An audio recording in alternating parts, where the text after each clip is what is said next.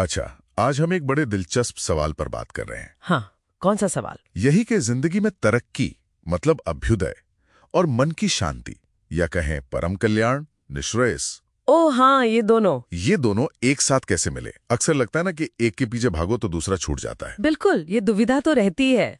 तो हमारे पास कुछ नोट्स हैं जिनमें परिपूर्णता के वृक्ष का जिक्र है। ये सुनने में बड़ा रोचक है। परिपूर्णता का वृक्ष, ट्री ऑफ फुलफिलमेंट। अच्छा, हाँ, तो इसमें कहा गया है कि ये जो वृक्ष है ना, ये 2 तरह के फल देता है। 2 तरह के। कैसे? पहले है बाह्य फल, मतलब वो चीजें जो हमें बाहर से मिलती हैं। जैसे अच्छी सैलरी, प्रमोशन, नौकरी की सुरक्षा या कोई सरकारी लाभ वगैरह। ठीक है, समझ गए, एक्सटर्नल रिवॉर्ड्स। बिल्कुल। और फिर दूसरे हैं आंतरिक फल। आंतरिक मतलब वो चीजें जो हमारे अंदर पनपती हैं, जैसे कोई नया हुनर सीख लिया या अपने काम पर गर्व होना। हाँ, कॉन्फिडेंस बढ़ाना, सैटिस्फैक्शन। सही।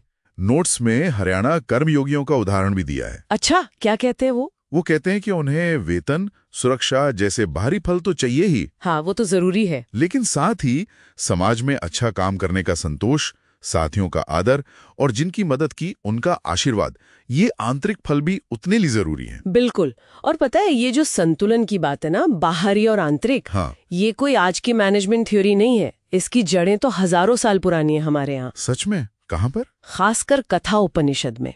वो भारत के 10 प्रमुख उपनिषदों में से एक है और सोचिए करीब 3000 साल से भी ज्यादा पुराना। ओ, कथा उपनिषद? हाँ, उसमें तो वो यमराज और नचिकेत वाला संवाद है ना? बिल्कुल वही प्रसिद्ध संवाद। तो क्या उसमें भी कुछ इसी तरह की बात है, अभ्युदय और निश्रेयस जैसी? हाँ बिल्कुल। उस संवाद में यमराज, जिन्हें धर्मराज भी कहते हैं, हाँ, कर्मों का हिसाब रखने वाले। सही, तो वो नचिकेत को समझाते हैं कि देखो, इंसान के सामने हमेशा 2 रास्ते होते हैं चुनने के लिए। 2 रास्ते?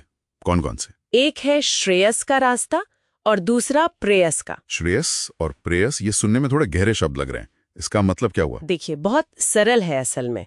यमराज कहते हैं अन्यत श्रेयो अन्यदुतैव प्रेयः। अच्छा। इसका मतलब है श्रेयस वो है जो सच में हमारे लिए अच्छा है, कल्याणकारी है, लॉन्ग टर्म में फायदेमंद, भले ही शुरू में थोड़ा मुश्किल लगे। ठीक है, जो असल में भला करे। हाँ, और प्रेयस वो है जो बस अभी इसी पल अच्छा लगता है, प्रिय लगता है, आरामदायक, लुभावना, मतलब इंस्टेंट ग्रेटिफिकेशन जैसा? बिल्कुल। और यमराज कहते हैं कि ये दोनों रास्ते अलग अलग मंजिलों तक ले जाते हैं। जो समझदार व्यक्ति है वो सोच समझकर श्रेयस यानी कल्याण का रास्ता चुनता है और उसी से उसका असल भला होता है, वो सही लक्ष्य तक पहुंचता है। और जो प्रेयस चुनता है, जो सिर्फ प्रयास यानी फौरी सुख या आराम के पीछे भागता है, वो अपने असली मकसद से, अपने परम लक्ष्य से भटक जाता है। अरे वाह, तो ये तो सीधे सीधे उन आंतरिक फलों से जुड़ गया जिनका जिक्र हम पहले कर रहे थे। बिल्कुल सही पकड़ा आपने। तो मतलब वो जो आंतरिक संतोष, स्वाभिमान, कौशल विकास है, वो शायद श्रेयस के रास्ते पर चलने से ही मिलता है, जो सचमुच का कल्याणकारी है। एकदम। आंतरिक फल असल में श्रेयस मार्ग के ही परिणाम है। वो अंदरूनी मजबूती और संतुष्टि वहीं से आती है। जबकि बाहरी चीजें जैसे पैसा, पद, ये प्रेयस की तरह लुभा तो सकती हैं। हाँ, तात्कालिक आकर्षण, पर शायद अकेले सच्ची परिपूर्णता नहीं देती। सही बात है, संतुलन जरूरी है। तो फिर इस सारी चर्चा का, इन स्रोतों का सार यही निकलता है कि सच्ची परिपूर्णता, हाँ, वो जो परिपूर्णता का वृक्ष वाला आइडिया है, वो सिर्फ बाहरी कामयाबी यानी अभ्युदय से नहीं मिलता, नहीं, बल्कि बाहरी उपलब्धि और आंतरिक विकास यानी निश्रेयस, इन दोनों को साधने में है। बिल्कुल, दोनों का संगम। और कमाल की बात है कि ये सोच कठोपनिषद की हजारों साल पुरानी सीख से कितनी सीधी मिलती है ना? अद्भुत।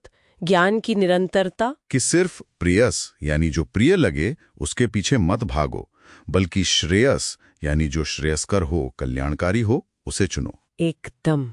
और यहीं पे हम अपने श्रोताओं के लिए एक विचार छोड़ सकते हैं शायद। हाँ बिल्कुल। क्या? जरा सोचिए, अगर हम अपने रोजमर्रा के फैसलों को, छोटे बड़े विकल्पों को इस कसौटी पर परखना शुरू करें। किस कसौटी पर? इसी श्रेयस और प्रेयस की।